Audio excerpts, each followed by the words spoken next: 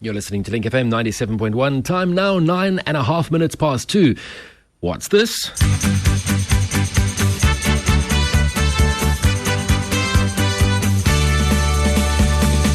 out, here comes tomorrow. That's when I'll have to choose. Oh, how I wish I could borrow someone else's shoes. That's the Dealians, of course, and on lead vocals there, Malcolm Martin. And how many years later, he's sitting right next to me. Hi there, Malcolm. Welcome to East London.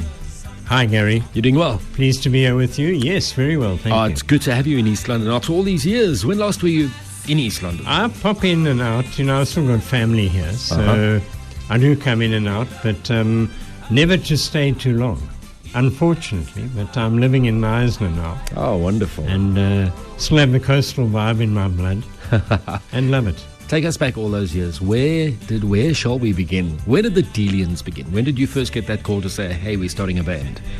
Mike Fuller was at Rhodes University in about 1967 or even 66 December. And he played for a group at Rhodes.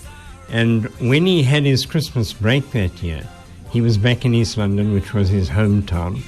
And I didn't know Mike, but he phoned me, he'd heard about me. And we played that Christmas together with a makeshift band.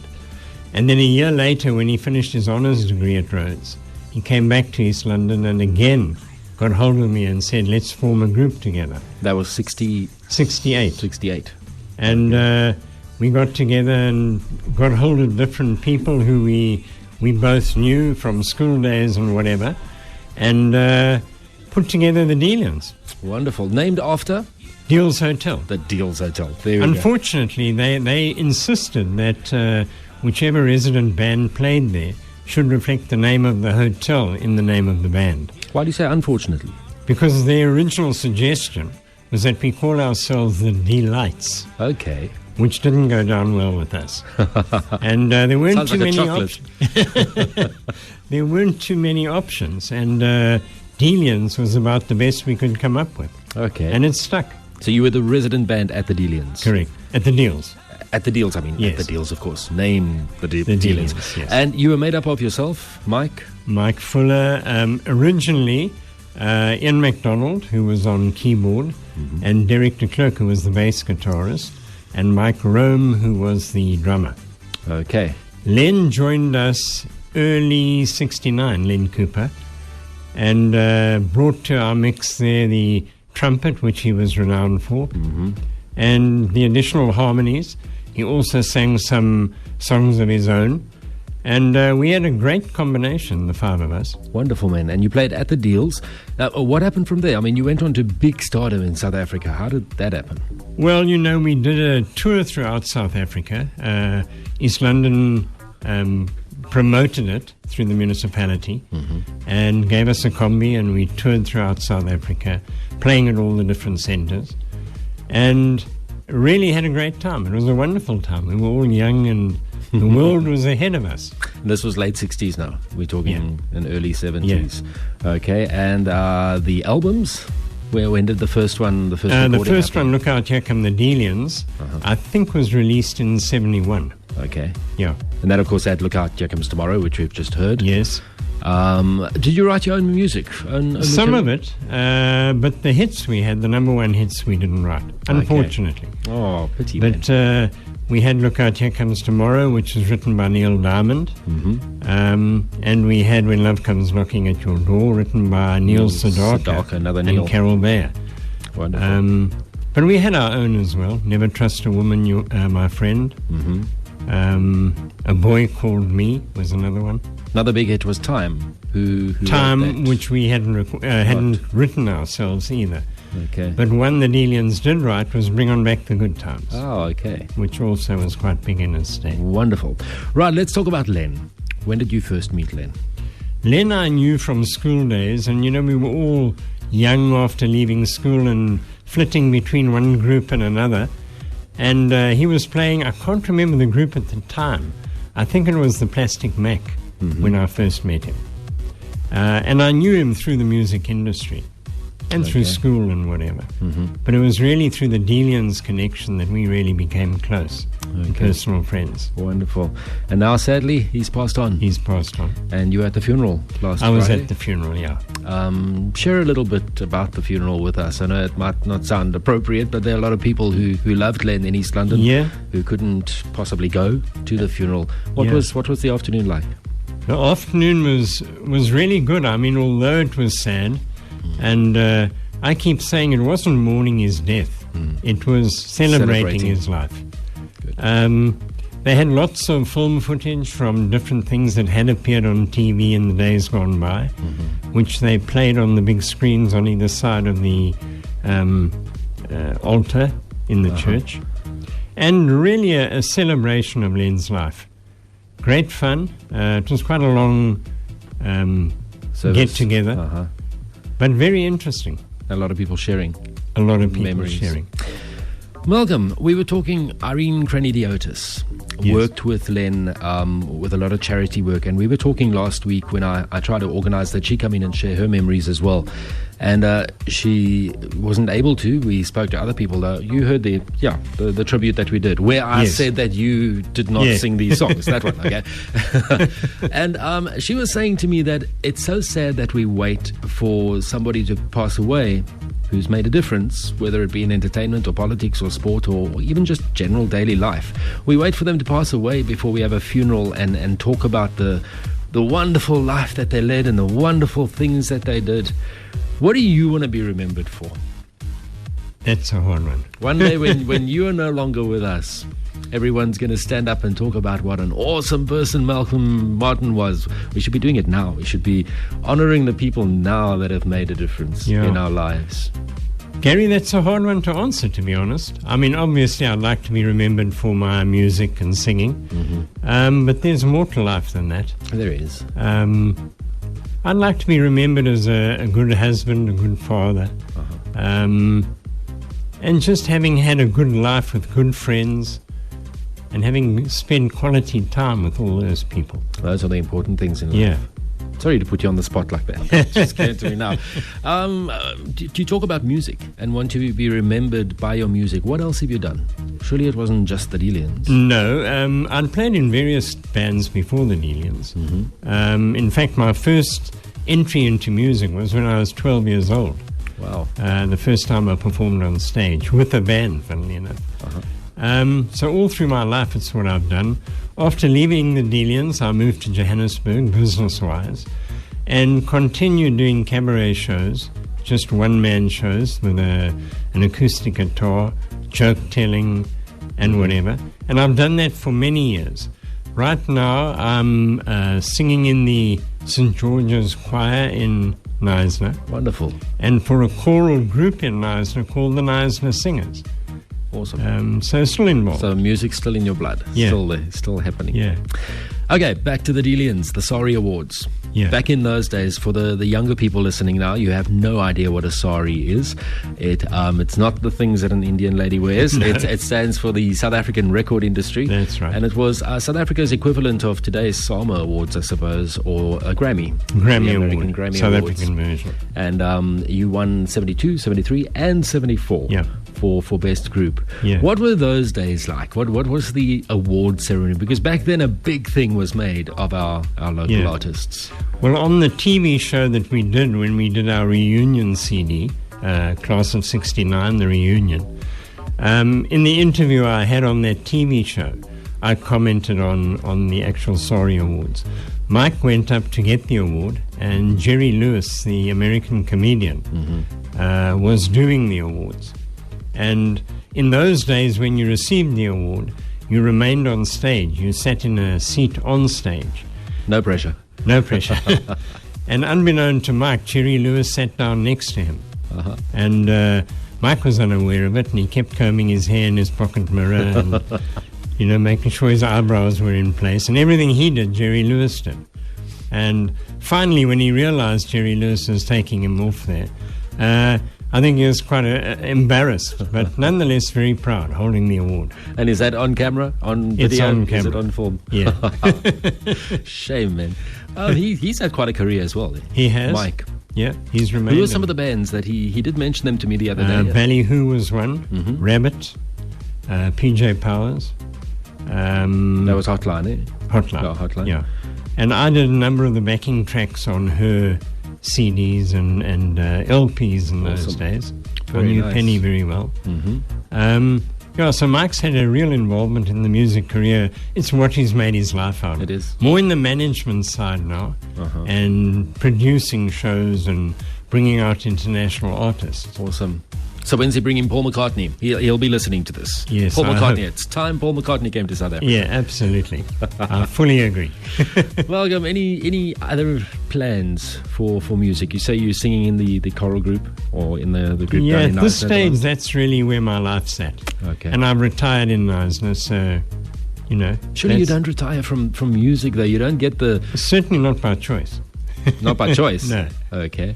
I always say that the words of their very well-known song, music is my first love, and it shall be my last. Music of the future, music of the past. To live without my music would be impossible to do. Listening to my music always pulls me through. There we go. Yeah. What inspires you? In life? Generally, in life. Good friendships, honesty, loyalty, good family connections and friends.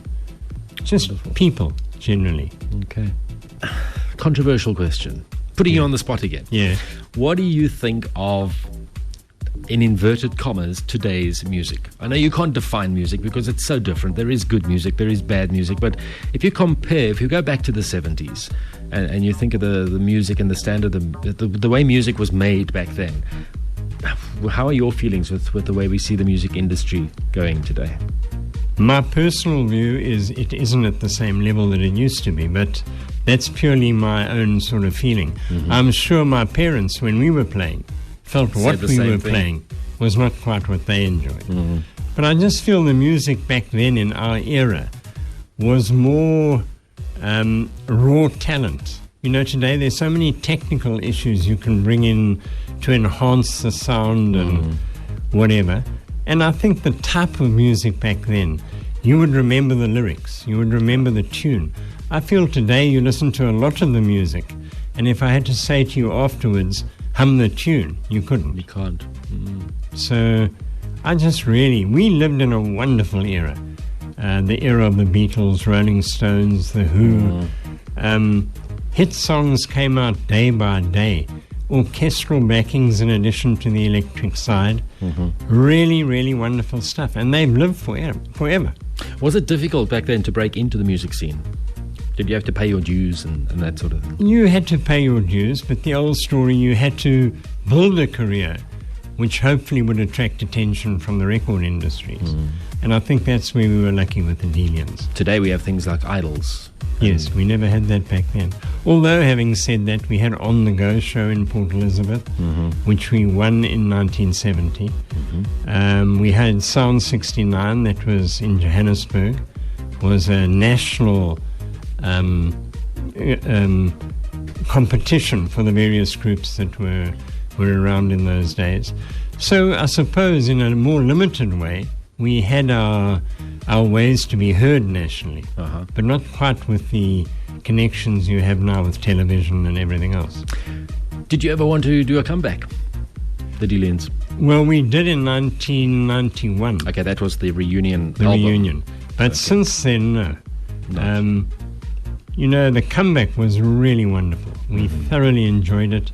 We hadn't been together, even socially singing, in a 20-year gap.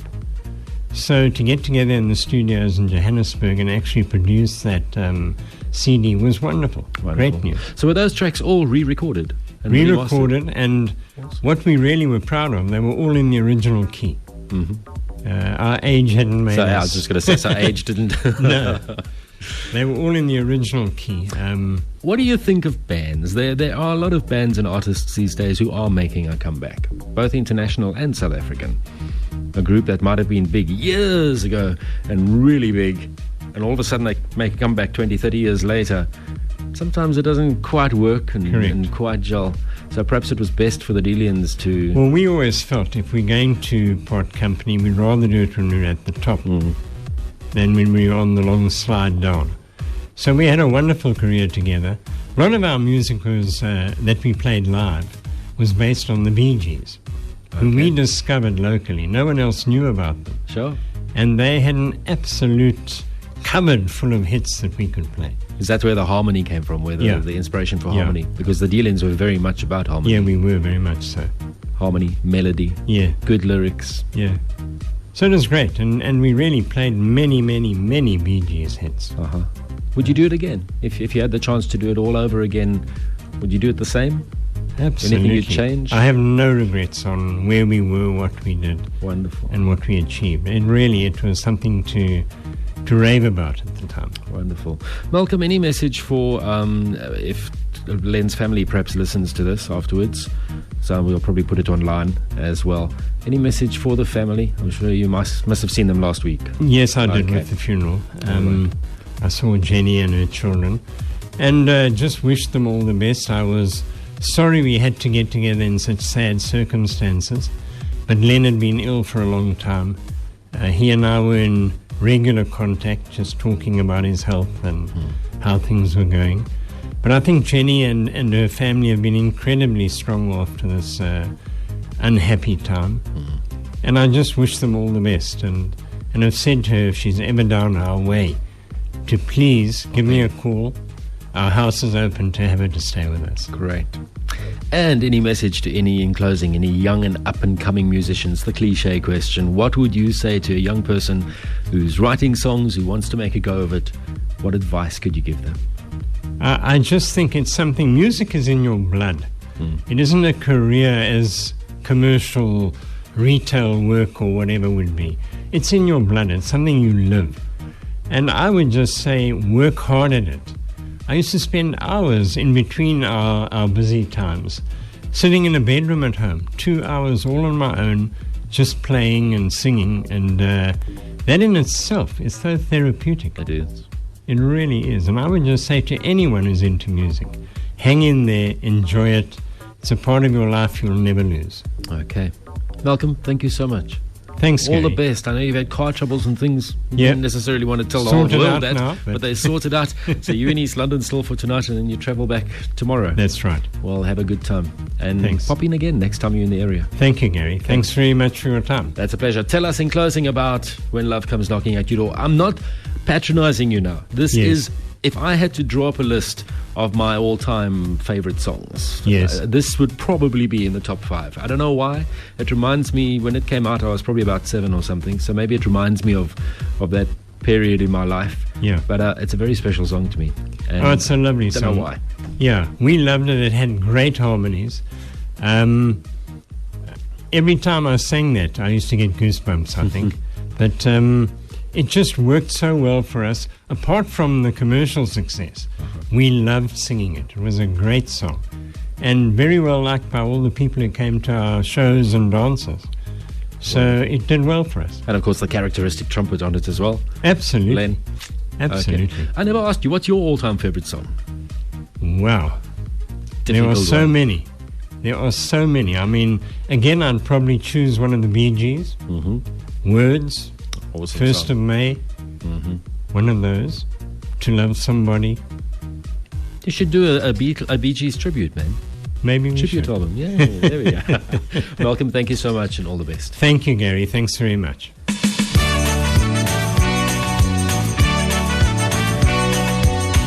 When love comes knocking at your door, just open up and let him in. It's gonna be a magic carpet ride. So little girl, now don't you run and hide. I see a rainbow every day.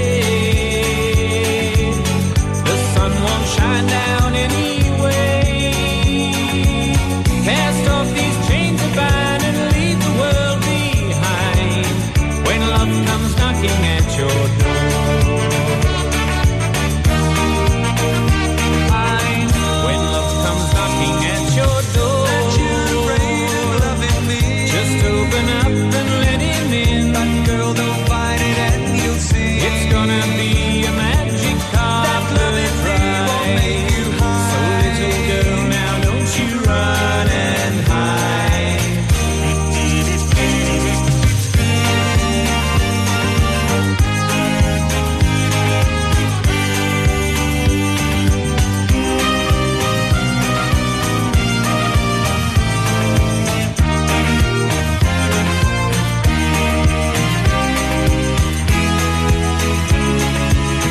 When love comes knocking at your door,